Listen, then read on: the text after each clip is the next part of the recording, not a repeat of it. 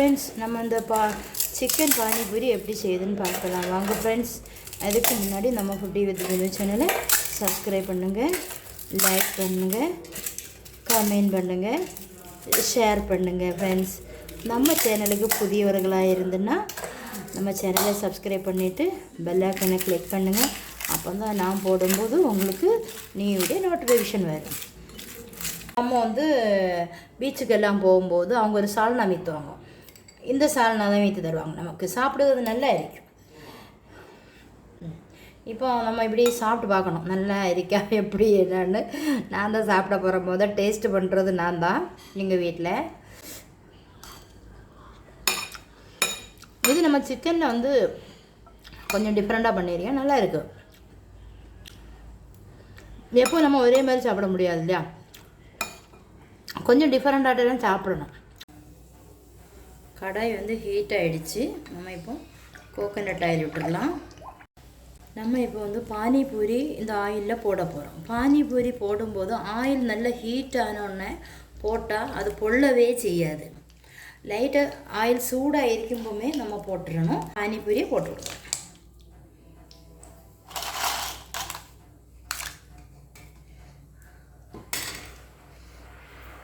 போட்டுட்டு இப்படி இப்படி இப்படி இந்த ஆயில் எப்படி விட்டு விடலாம். அந்த டைமில் தான் அது பொள்ளி பொள்ளி பொள்ளி பொள்ளி நல்ல பால் மாதிரி பெருசாக வரும்.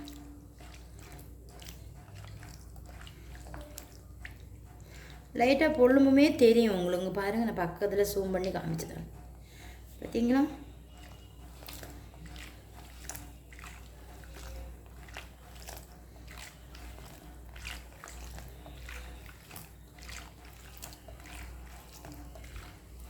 பானிபூரி செய்யும்போது இப்படி தான் பண்ணணும்.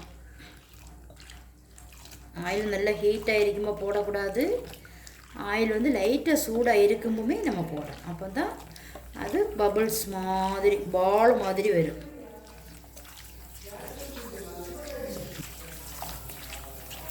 பானிபூரி ஒரு வீடியோ போட்டிருக்கேன். அந்த வீடியோவை நீங்கள் போய் பாருங்கள். அந்த வீடியோ பார்க்கணுன்னு லிங்க் கொடுக்குறேன் டிஸ்கிரிப்ஷனில். இப்போ பார்த்தீங்களா, பால் மாதிரி நல்ல பெருசாக வந்துருக்கு. பார்த்தீங்களா, எல்லா பானிபூரியும் ஃப்ரை பண்ணி எடுத்தாச்சு. இப்போ ஒரு மிக்சிங் பவுல் எடுத்துருக்கோம், பண்ணி வச்சுருக்கேன்.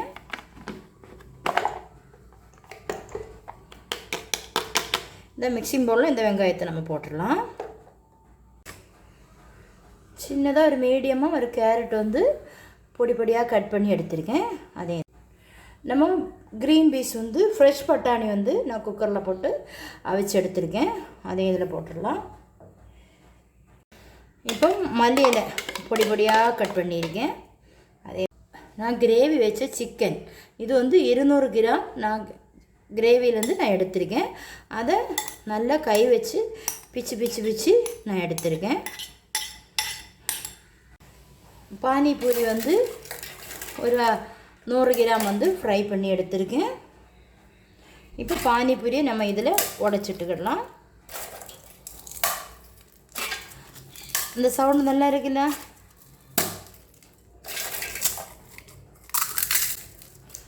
ஒரு 4-5 எண்ணம் முதல்ல பொடிச்சு போட்டுக்கிடுங்க. டொமேட்டோ கெச்சப் நான் எடுத்திருக்கேன், இதில் விட்டுடலாம். ரெட் சில்லி சாஸ் எடுத்திருக்கேன். இதில் நம்ம ஒரு லெமன் எடுத்து வச்சுருக்கோம், அதையும் இதில் விட்டுடலாம்.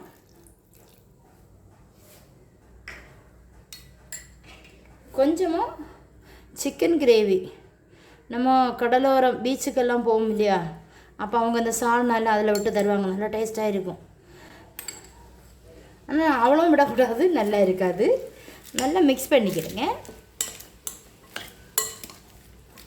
சாட் மசாலா இருந்தால் போடுங்க, இல்லைன்னா ஸ்கிப் பண்ணிக்கிடுங்க. அது ஒரு மணத்துக்கு தான் நம்ம போடுறோம். அதையும் மிக்ஸ் பண்ணி விட்டுங்க. அதுக்கப்புறம் கொஞ்சம் கூட பொடிச்சு போட்டுக்கிடுங்க. அப்போ தான் கிறிஸ்பியாக இருக்கும் சாப்பிடும்போது.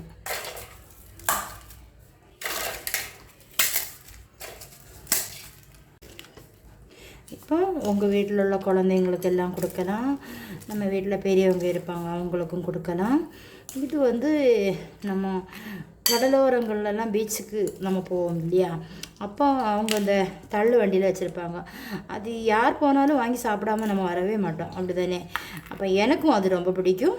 இந்த சேனலை சப்ஸ்கிரைப் பண்ணுங்கள், லைக் பண்ணுங்கள், கமெண்ட் பண்ணுங்கள், ஷேர் பண்ணுங்கள் ஃப்ரெண்ட்ஸ்.